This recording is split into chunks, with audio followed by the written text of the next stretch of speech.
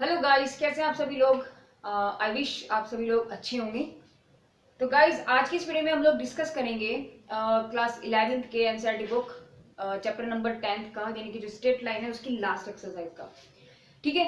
तो अभी तक जैसे हम लोगों ने इससे पहले में डिस्कस कर लिया है, जितनी भी एक्सरसाइज रही है उसके जो मेन फॉर्मूले थे हमारे, है ना, जो भी चीजें उसकी बेसिक जो सब चीजें होती थी मैंने आपको अच्छे से समझाई है। तो वो सब चीजें यहाँ यूज होने वाली है गाइस, तो उनको थोड़ा सा ध्यान में रखते हुए हम लोग क्वेश्चंस को करेंगे। तो चलिए गाइस, आज की इस वीडियो को स्टार्ट करते हैं क्वेश्चन नंबर 1 के साथ में। क्वेश्चन नंबर 1 आपसे कहता है कि के की वैल्यू को फाइंड करना है अगर आपकी इक्वेशन ये है तो। तीन केसेस में आपको निकालना है के की वैल्यू। एक, अगर लाइन आपकी जो है पैरेलल है एक्स एक्सिस के, दूसरा वाई एक्सिस के पैरेलल है, तीसरा अगर लाइन आपकी ओरिजिन से जा रही है तो क्या होगा।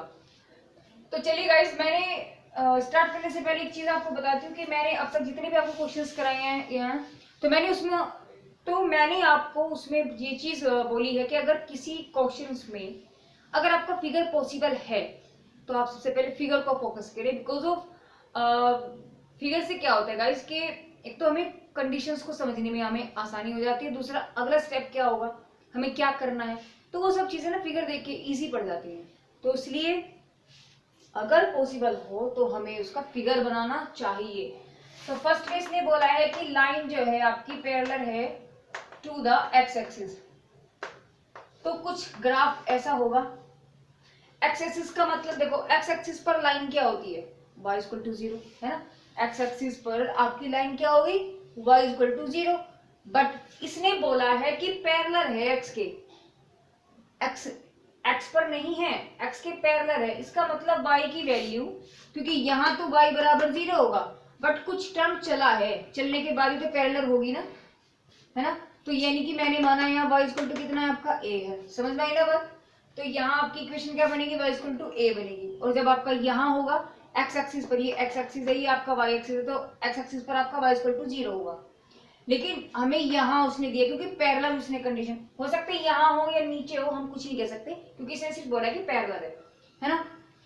तो करना क्या है, अब देखो भाई y इक्वल टू 0 होता है x एक्सिस पर, तो हमने क्या कर देना है, यानी कि कोफिशिएंट ऑफ x आपका क्या हो जाएगा, 0 हो जाएगा ऑन x एक्सिस। तो क्या लिखेंगे यहाँ पे, coefficient of x will be 0। It means इसका जो आपका कोफिशिएंट है कि k minus k 3 equal to 0 implies that k equal to 3। तो भाई अगर x के पैरेलल है तो आपकी k की वैल्यू 3 आएगी। अच्छा, दूसरी पे चलते हैं। दूसरा पार्ट में आपसे क्या कहा जाता है कि अगर वो y एक्सिस के पैरेलल है तो parallel to the y axis, मतलब क्या होगा कि कुछ ग्राफ ऐसा होगा, अगर y एक्सिस के पैरेलल है, मतलब y एक्सिस के पैरेलल है ना, नॉट इटसेल्फ y एक्सिस, है ना। मतलब क्या, ये आपका y एक्सिस है और ये आपका कैपिटल ले लेते हैं बिकॉज ऑफ स्मॉल हमारे जो वेरिएबल्स है वो यूज हो रहे हैं क्वेश्चंस में। तो इसने बोला y के पैरेलल है, मैंने माना यहाँ है भाई, यहाँ तो आपका x इक्वल टू 0 होगा और यहाँ हमने मान लिया y इक्वल टू b, कुछ भी मान सकते हैं हमने, a लिया तो चलो a भी ले लेते हैं, तो कोई दिक्कत की बात उसमें नहीं होगी, है ना।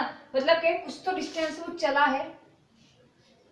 तो जब y एक्सिस के पैरेलल होगा, हमने यहाँ जब x एक्सिस के पैरेलल था, x के कोएफिशिएंट को 0 रखा था, जब आपका एक्सिस y होगा, पैरेलल होगा y एक्सिस के, तो आपका coefficient of y will be 0। It means y का कोएफिशिएंट क्या है आपका, माइनस के 4 के स्क्वायर इज इक्वल टू 0। मतलब क्या होगा आपका, ये तो 0 माइनस तो कैंसिल हो गया, तो के स्क्वायर इक्वल टू आपका आ गया 4, इसका मतलब के इक्वल टू आ गया प्लस माइनस के 2। तो सेकंड कंडीशंस भी हो गई। थर्ड में क्या कहता है, थर्ड को भी देख लेते हैं भाई।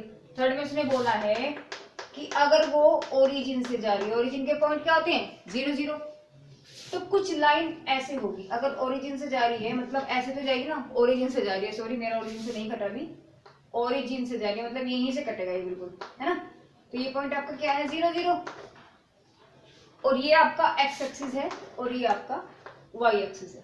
तो क्या करेंगे, देखो मतलब समझो इसका कि क्या होगा, क्या होगा, ओरिजिन से अगर जा रही है तो भाई पॉइंट तो हमारी ये है, तो इसका मतलब ये वाले पॉइंट इस लाइन को सेटिस्फाई करेंगे। तो अगर ये वाले पॉइंट उठा के मैं इसमें रख दूं तो आपकी वैल्यू निकल जाएगी, है ना। इसका मतलब क्या हुआ, ये आपका x भी 0 और y भी 0, तो रखेंगे इसमें x को 0 रखेंगे तो ये सारी टर्म 0 होगी, y को 0 रखेंगे तो सारी टर्म 0 होगी, सिर्फ क्या बचा, कांस्टेंट टर्म। तो यानी कि क्या हुआ, सिर्फ constant term, constant equal to 0 बच गया, क्योंकि इस ओरिजिन में x और y को तो 0 0 कर दिया, सिर्फ कांस्टेंट बचता है। तो कांस्टेंट में क्या टर्म बचा आपका, के स्क्वायर माइनस के 7k plus k 6 is equal to 0। तो कर देते हैं इसको फैक्टर, क्या बन जाएगा, के स्क्वायर माइनस के 6 के ऐसे टुकड़े जिनका सम है, तो यानी कि 6 प्लस 1 के plus k 6 is equal to 0। It means k square minus k 6k minus के plus k 6 is equal to 0। Common ले लेते तो k माइनस के 6 आ गया, माइनस के 1 लेंगे तो भी k माइनस के 6 आ जाएगा इज इक्वल टू 0। मतलब आपके क्या बन गया, k माइनस के 1 और k minus k 6 is equal to 0। मतलब यहाँ से आपकी कंडीशन k की वैल्यू क्या निकल गई, k बराबर 1 और k बराबर 6। तो इस तरीके से आपकी तीनों कंडीशंस यहाँ कंप्लीट हो गई। गाइस क्या, एक बार फिर से देख लेते हैं कि जब आपका x एक्सिस होगा, आपका लाइन जो है x एक्सिस के पैरेलल होगी, इसका मतलब क्या है कि y आपका 0 नहीं होगा, क्योंकि x एक्सिस के पैरेलल है, x एक्सिस पर 0 होता है, लेकिन उसके पैरेलल है, ऊपर नीचे कहीं भी हो सकता है, तो हमने कहीं भी एक टर्म मानेंगे। इसका मतलब क्या होगा, जब x एक्सिस के एक इतनी सारी तामझाम को ना सोच करके सिर्फ ये सोचो, अगर आपका x एक्सिस है पैरेलल टू द, तो आपको कोफिशिएंट ऑफ x को 0 रखना है। अगर आपका y एक्सिस है parallel to the y axis, तो आपको कोफिशिएंट ऑफ y को 0 रखना है। और अगर आपका ओरिजिन से जा रहा है तो सिंपल सी बात है, पॉइंट x और y तो यही होंगे, उठा के रख देंगे तो x y को 0 कर देगा ना, तो सिर्फ कांस्टेंट टर्म रह जाएगा, तो कांस्टेंट इक्वल टू 0 रह जाएगा। ठीक है। क्वेश्चन 2 में आपसे पूछा जाता है कि आपको भाई एक इक्वेशन दे दी जो नॉर्मल फॉर्म की इक्वेशन है, क्योंकि जिसमें नॉर्मल फॉर्म का मतलब होता है कि वो परपेंडिकुलर लाइन। क्वेश्चन 2 में आपसे कहा जा रहा है कि थीटा और पी की वैल्यू आपको फाइंड करनी है, और जो इक्वेशन है वो आपकी नॉर्मल फॉर्म में है, यानी कि इस फॉर्म में आपको चेंज करना पड़ेगा। यानी कि इक्वेशन क्या है, ये है इज द नॉर्मल फॉर्म। ये नॉर्मल फॉर्म है किसकी, इसकी, एक गिवन लाइन है, उसकी नॉर्मल फॉर्म हमारी ये बैठेगी। तो यहां से आपको बताना है कि थीटा और पी की वैल्यू आपकी क्या होगी। तो गाइस पहले तो नॉर्मल फॉर्म समझ में आया होगा कि उसका फिगर क्या होता था। तो चलिए थोड़ा सा पढ़ते हैं क्या कहता है वो। नॉर्मल फॉर्म का मैंने बोला था फिगर जितना हो सकता है पॉसिबल होता आपको करना चाहिए। मतलब क्या होगा, ये आपके एक लाइन है, इस लाइन की इक्वेशन क्या दी थी इन्होंने, √3x प्लस के y plus k 2 is equal to 0। ठीक है ना गाइस। अच्छा परपेंडिकुलर, यहां से परपेंडिकुलर डाला तो ये परपेंडिकुलर आपका डिस्टेंस हो गया p, और ये एंगल हो गया आपका थीटा, क्योंकि इन्होंने थीटा दिया होगा। ठीक है, तो आपको ये p भी पूछ रहा है और ये एंगल भी पूछ रहा है, यानी आपसे डिस्टेंस भी पूछ रहा है, पूरा कवर्ड होगा, और थीटा भी पूछ रहा है। तो क्या करेंगे, देखो मेरे पास गिवन इक्वेशन क्या है, लिखेंगे given line L1। Line L1 क्या है आपकी, √3x प्लस के y plus k 2 is equal to 0। मतलब क्या है, मुझे इस इक्वेशन को, ये मुझे एक जनरल फॉर्म में दी हुई है। देखो याद करो जनरल फॉर्म क्या होती थी आपकी, ax प्लस के by प्लस के c इज इक्वल टू 0। ये आपकी जनरल इक्वेशन होती है। तो ये इक्वेशन आपको इस फॉर्म में दी हुई है, पहले तो इसको हमें चेंज करना पड़ेगा नॉर्मल फॉर्म में। तो नॉर्मल फॉर्म की कंडीशंस क्या होती थी, पहले हम क्या करते थे, जो कांस्टेंट टर्म है उसको पहले हम उधर लेकर के जाएंगे। तो क्या होगा, क्योंकि देखो क्या करना है मुझे, x के साथ cos थीटा आ रहा है, मतलब देखो x और y है सिर्फ इसके साथ, तो बाकी जो आपका कांस्टेंट टर्म बनेगा उसको हम उधर लेकर के जाएंगे। तो क्या बन जाएगा आपका ये √3x plus y is equal to -2। फिर दूसरी बात ये थी कि आपका ना ये माइनस में नहीं होना चाहिए, तो इसको प्लस में बनाना पड़ेगा। तो क्या करूँ मैं, इसको टोटल को मैं डिवाइड कर दूं, सॉरी मल्टीप्लाई कर दूं किससे, माइनस से। तो बन गया आपका √3x माइनस के y इज इक्वल टू 2। चलो एक काम तुम्हारा हो गया फिक्स। हमने देखा इससे मैच करके कि x भी है y भी है और इक्वल टू में हमारा p की फॉर्म में भी कुछ आ गया। बट क्या रहना है, अभी तो बहुत कुछ रहना है। यानी अब मुझे क्या देखना है कि x के साथ क्या है आपका cos और y के साथ क्या है आपका sin। तो मुझे क्या चेक करना है कि x के साथ जो कोफिशिएंट है उसको हम देखेंगे किसमें, cos में। ठीक है, और y का जो कोफिशिएंट होता है उसको हम चेक करेंगे sin में। तो भाई मैंने देखा x का कोफिशिएंट है यहाँ पे आपका भी माइनस, भूल जाओ थोड़ी देर के लिए, क्या देखेंगे, सिर्फ हम √3 देखेंगे। तो क्या कोस की टेबल में आपका √3 आता है? नहीं आता। तो इसका मतलब क्या हुआ कि ये तो फॉर्म हमारी अभी इनकम्प्लीट है। इसका मतलब हम क्या करेंगे, इसको डिवाइड करेंगे। हम डिवाइड करेंगे बाई किससे? a² प्लस b², क्योंकि ये ना अभी तक हमारा कोस में आया नहीं। देखो यहाँ तो -1 है, तो ये तो बन रहा है, साइन में वैल्यू तो आ जाएगी -1 की, but √3 not in value of cos x, cos theta में कुछ भी। तो क्या करेंगे, इसको एक वो वैल्यू लाने के लिए हमने क्या करना है, a² प्लस b², यानी कि x का जो कोफिशिएंट है उसका स्क्वायर, कितना हो गया? 3 हो गया ना, √3 का स्क्वायर 3, और प्लस b क्या आपका -k1, तो -1 का जब स्क्वायर करेंगे तो 3 हो गया, ये 1 हो गया, ये यानी कि 4 का आ गया 2, इसका मतलब 2 आ गया। तो उस पूरी इक्वेशन को किससे डिवाइड करेंगे? 2 से। तो कर दो भाई, तो -k √3/2x -k 1/2y और इज इक्वल टू 1। ठीक है, अब हम देखते हैं फिर से, x का कोफिशिएंट क्या आ गया? 3/2, y का कोफिशिएंट 1/2। तो अब देखेंगे, देखो x को किस में देखना है, x के कोफिशिएंट को कोस में। जब हम कोस में देखेंगे तो देखो भाई, कोस में अभी माइनस थोड़ी देर के भूल जाते हैं हम लोग, सिर्फ हम इस पर्टिकुलर वैल्यू को देखते हैं। तो √3 जो होती है, √3/2 कोस में किसकी वैल्यू होती है? ये होती है कोस 30 की। तो माइनस क्या निकल गया आपका? कोस 30 x माइनस 1/2 x, y का कोफिशिएंट किसमें चेक करने में? साइन में। तो ये क्या बन गया आपका? Sine 30 y is equal to 1। तो भाई हमने यहां से देखा कि भाई बहुत चीजें, कंडीशन हमारी मैच हो गई कि x का कोफिशिएंट हमारा कोस में आ गया, y का कोफिशिएंट हमारा साइन में आ गया, दूसरी इधर वाली कंडीशन हमारी प्लस में है, चौथी बात क्या होगी कि हमारे एंगल भी सेम आ गए। बट अभी ये पूरी इक्वेशन हमारी प्लस में है, बट हमारा ये वाला हिस्सा किसमें आ रहा है? माइनस में आ रहा है। तो अब आप सोचोगे कि भाई ठीक है, माइनस से इसको मल्टीप्लाई कर देते हैं तो ये हमारा सारा प्लस हो जाएगा, बट नहीं, क्योंकि ये वाला सिचुएशन आपका कभी भी माइनस नहीं होता।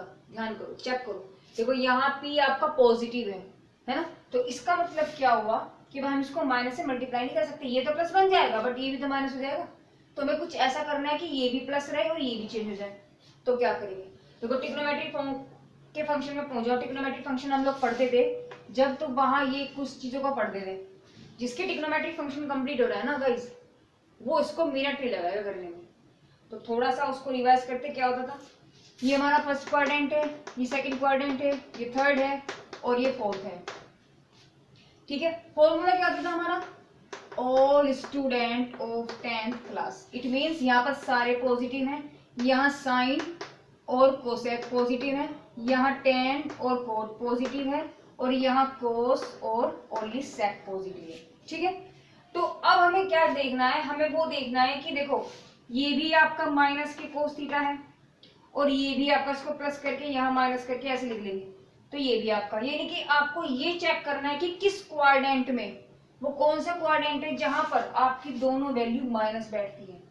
तो भाई यहाँ देखा हमने, ये आपका 0 होता है, ये π/2 होता है, ये पाई होता है, ये 3π/2 होता है ना, यानी कि 90, ये 180 और ये 270। ठीक है, तो क्या करना है हमें करना है कि चेक करना है कि किस क्वाड्रेंट में आपके कोस भी माइनस होगा और आपका साइन भी माइनस होगा। चलो चेक करते हैं। भाई पहले में तो पॉसिबल ही नहीं है क्योंकि सारे पॉजिटिव हैं। दूसरे में आ जाते हैं, यहाँ साइन प्लस हो गया है ना, कोस तो माइनस है बट आपका साइन प्लस हो गया, लेकिन आपको साइन भी कहीं में चाहिए, माइनस में चाहिए, तो भाई ये भी नहीं बैठता। चलो ये भी कैंसिल हो गया, आगे चलते हैं। थर्ड क्वाड्रेंट में टेन और कोट पॉजिटिव है, इसका मतलब यहाँ आपका साइन भी नेगेटिव और कोस भी नेगेटिव, तो ये बैठता है ना। लेकिन अभी और आगे एक बार चेक कर लेते हैं, आगे चलते जब हम फोर्थ क्वाड्रेंट में चलेंगे तो क्या बन जाएगा आपका, यहाँ देखो, इसका मतलब क्या हुआ कि कोस आपका प्लस है ना, बट हमारा कोस कैसा होना चाहिए, माइनस। इसका मतलब ये होगा कि ये भी क्वाड्रेंट नहीं है, दैट इज कि आपका क्वाड्रेंट सिर्फ ये वाला है।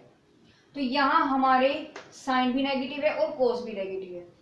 अब इसकी दो सिचुएशन बनती हैं इस क्वाड्रेंट में आने की, एक तो 180 प्लस, दूसरा 270 माइनस। भैया तो 270 से लेस कर दो तो यहाँ आएगा, और एक 180 में प्लस कर देंगे तो इस क्वाड्रेंट में आएंगे। दो ही तो रास्ते हैं इस क्वाड्रेंट में आने के। अब हमें कौन सा लेना है, हम ये लें या ये लें। याद करो गाइस, जब हमने ट्रिग्नोमेट्रिक फंक्शन पढ़ा था तो उसमें हमने क्या पढ़ा था, मैंने आपको बताया था कि अगर थीटा की वैल्यू आपकी 2 फॉर्म में होगी, या तो पाई की फॉर्म में होगी या पाई बाई 2 की फॉर्म में होगी। जब आपका पाई बाई 2 की फॉर्म में होता है तो क्या होता है, आपका ट्रांसफॉर्मेशन होता है ना, ये होता है। और जब पाई की फॉर्म में होता है तो आपका ट्रांसफॉर्मेशन नहीं होता। अभी ट्रांसफॉर्मेशन क्या होता है, ट्रांसफॉर्मेशन का मतलब था कि साइन कोस, कोस का टेन। ट्रांसफॉर्मेशन का मतलब था कि साइन का कोस, कोस का साइन, टेन का कोट, कोट का टेन, और सेक का कोसेक, कोसेक का सेक, है ना, यानी इनका आपस में चेंज हो जाना, वो आपका ट्रांसफॉर्मेशन कहलाता है। तो अब मैंने देखा कि ये वाला तो पाई बाई 2 की फॉर्म में है, तो पाई बाई 2 में क्या होता है, ट्रांसफॉर्मेशन हो जाता है। इसका मतलब अगर मैं यहाँ पाई बाई 2 की फॉर्म में इसको लिखूं, है ना, ये क्या बन जाएगा आपका 3 पाई बाई 2 माइनस 30। तो क्या हो जाएगा, तो क्या होगा, देखो पाई बाई 2 में आपका ट्रांसफॉर्मेशन होता है। इसका मतलब अगर मैं इसको लिखूंगी कि कोस 3 पाई बाई 2 माइनस के 30, तो मैं लिख ही नहीं सकती ना इसको। क्यों, क्योंकि ये तो आपकी वैल्यू क्या बन जाएगी, साइन बन जाएगी, क्योंकि ट्रांसफॉर्मेशन हो जाएगा। तो कोस 2 यानी कि क्या बन गया आपका फॉर्मूला, आपका बन जाएगा कि कोस 270 माइनस के थीटा इक्वल टू क्या होता है, साइन थीटा माइनस के। समझ रहे हो, तो मतलब कंडीशन समझ में आई कि ये कोस था और कोस आपका साइन में बदल जाएगा, जबकि हमें नहीं बदलना, क्योंकि आपका एक्स का जो कोफिशिएंट है वो कोस में ही रहना है, वो आपका कोस में ही रहना है, इसलिए हम इसको चेंज नहीं कर सकते। इसका मतलब पाई बाई 2, तो यानी कि ये वाला तो आपका टर्म आएगा ही, तो सिर्फ हमेशा चेंज किसमें नहीं होता, पाई वाले फॉर्म में। तो इसको यानी कि हम कैसे लिखेंगे, कोस 180 लिख लेते हैं सीधा, और प्लस के 30, ठीक है। ऐसे ही आपका बन जाएगा साइन 180 प्लस के 30 और is equal to 1। That means यहां से आपकी इक्वेशन क्या निकल गई, यानी कि आपकी इक्वेशन यहां लिख देते हैं हम, यानी कि कोस देखो 180 में जब हमने 30 जोड़ा कितना हो गया 210 प्लस, सॉरी एक्स रह गया भाई, यहाँ पे एक्स रह गया और यहाँ मेरा वाई रह गया, तो वाई इक्वल टू 1। तो 2 क्या बन गया आपका 210, तो आपका क्या बन गया ये, यानी कि x cos 210 plus sine 210 y is equal to 1। तो आपकी इक्वेशन अब ये बन गई, ठीक है। यानी कि आपकी जनरल फॉर्म थी, जनरल फॉर्म की इक्वेशन में था, इक्वेशन आपकी जनरल फॉर्म थी, उसको हमने किस में चेंज कर दिया, नॉर्मल फॉर्म में, है ना, यानी कि इस वाली फॉर्म में। तो यहां से देखो अब हमारे एंगल भी सेम है, एक्स का कोफिशिएंट कोस भी है और वाई का कोफिशिएंट साइन है, प्लस में इक्वल टू में जो कंडीशन हमारी प्लस में, सारी इक्वेशन हमारी पॉजिटिव है। इसका मतलब अब हमारी बिल्कुल मैच हो चुका है। अब क्या करेंगे, अब हमें क्या निकालना है, सिर्फ हमें थीटा और पी निकालना है। दैट मींस द कंपेयरिंग कर दो, तो थीटा की वैल्यू क्या निकल गई आपकी 210 और पी क्या निकल गया आपका 1। तो बस यही आपका क्या होगा, आंसर होगा। तो चलिए गाइस आगे बढ़ते हैं क्वेश्चन नंबर 3 की तरफ। क्वेश्चन नंबर 3 देखिए गाइस, थर्ड में क्या पूछ रहा है, थर्ड में कह रहा है कि find the equation of A line which is the cut off intercept on the axis whose the sum and product is ये। मतलब समझो इसका मतलब क्या हुआ कि इक्वेशन आपको निकालनी है, लाइन की आपको इक्वेशन निकालनी है, और दूसरा उन्होंने कंडीशन क्या दे दी है, उन्होंने ये दी है, देखो समझो, पहले लाइन है और इन्होंने बोला है इंटरसेप्ट कर रही है दोनों एक्सिस में, दोनों एक्सिस पर। इसका मतलब माना ये ए है और ये बी है, क्योंकि इन्होंने कंडीशन डिस्टेंस नहीं दिया, इन्होंने डिस्टेंस नहीं दिया है आपको कि कितने एक्स एक्सिस पर कितना डिस्टेंस बना रही है और वाई पर कितना, नहीं, वो हमें नहीं दिया, हमें सिर्फ इंटरसेक्ट बोला है उसमें कि वो इंटरसेक्ट कर रही है एक्सिस पर, ठीक है। तो और जो हमारे इंटरसेक्ट पॉइंट ये डिस्टेंस होगा उनका इन्होंने क्या बोला, उन्होंने सम दिया है इतना और प्रोडक्ट दे दिया इतना। इसका मतलब क्या हुआ, तो आपसे कह रहा है कि इसकी इक्वेशन क्या होगी। तो देखो बहुत सिंपल क्वेश्चन होगा। पहली बात, जब हमें दोनों इंटरसेप्ट गिवन होते हैं तो उसकी फॉर्म क्या होती है, उसकी फॉर्म हमारी होती है x upon a plus y upon b is equal to 1। समझ में आया, दैट इज यानी कि कौन सी फॉर्म होती है आपकी, इंटरसेप्ट फॉर्म। इंटरसेप्ट फॉर्म क्या होती है, x upon a plus y upon b is equal to 1। तो इक्वेशन नंबर कैपिटल 1 हम इसको मान लेते हैं। तो हमें तो ये निकालना है, लेकिन यहाँ हमें ए बी की वैल्यू को निकालना है। कंडीशन क्या गिवन है, इन्होंने हमें गिवन किया है कि सम ऑफ इंटरसेप्ट जो एक्सिस पर है उनका सम यानी कि a प्लस के b कितना दे दिया उन्होंने 1। दूसरा दोनों का प्रोडक्ट कितना दे दिया -6। तो आपको वैल्यूज निकालनी है। देखो कुछ नहीं है, इन दोनों इक्वेशंस को सोल्व कर दो बस। क्या करेंगे तो a भी निकल के आ जाएगा भाई। यहाँ से अगर मैं a की वैल्यू निकालू तो 1 माइनस बी निकल गई, उठा के यहाँ रख दो। लो क्या बन जाएगा 1 माइनस की b, b is equal to -6 करो, b माइनस की b square is equal to -6। इसका मतलब इसको उठा करके इधर ले जाओ तो आपका हो गया b स्क्वायर माइनस की b और -6 इज इक्वल टू 0। 6 कैसे आपके टुकड़े करने हैं किस जिनका माइनस उनका 1 आए। इसका मतलब b स्क्वायर -3 माइनस के 2b minus k 6 is equal to 0। It means the b square minus k 3b plus के 2b minus k 6 is equal to 0। देखो इसको मैं यहाँ कर दे रही हूँ तो आपका निकल जाएगा b कॉमन लेंगे तो b माइनस के 3 प्लस के b कॉमन लेंगे तो 2 कॉमन लेंगे तो क्या रह जाएगा b माइनस के 3 रह जाएगा इज इक्वल टू 0। इसका मतलब क्या रहेगा तो b माइनस के 3 और b प्लस के 2। तो b की वैल्यू क्या निकल के आएगी 3 और माइनस के 2। b की वैल्यू तो निकल गई। अब क्या निकालना है, जब b पता लग गया तो a निकल जाएगा। तो यहां से आपका a क्या निकल गया तो लिखेंगे when b is equal to, जब आपका b की वैल्यू 3 होगी तो then a is equal to क्या होगा 1 माइनस की b था ना, यानी कि a is equal to 1 minus k 3 यानी कि a इज इक्वल टू निकल गया आपका माइनस के 2। समझ रहे हो बात, ठीक है। तो आपकी इन फॉर्म्स की इक्वेशन क्या बन जाएगी तो equation is x upon a की वैल्यू a की जगह क्या रखेंगे -2 तो ये लो plus y upon 3 is equal to 1। तो एक इक्वेशन तो हमारी निकल के आ गई। अब दूसरा पॉइंट रखते हैं, लिखेंगे व्हेन जब b की वैल्यू आपकी कितनी है -2 तो रखेंगे -2 तो then a is equal to कितना हो जाएगा 1 माइनस की b यानी कि a is equal to 1 plus k 2। इसका मतलब a इज इक्वल टू 3। ठीक है गाइस, तो यहां से इक्वेशन क्या निकल गई आपकी तो equation of a line x upon 3 plus y upon -2 is equal to 1। तो ये आपकी इक्वेशन, तो इस तरीके से आपकी दोनों, क्योंकि 2 पॉइंट निकल के आए हैं तो इसका मतलब 2 इक्वेशन आपकी निकल के आएंगी। ठीक है गाइस।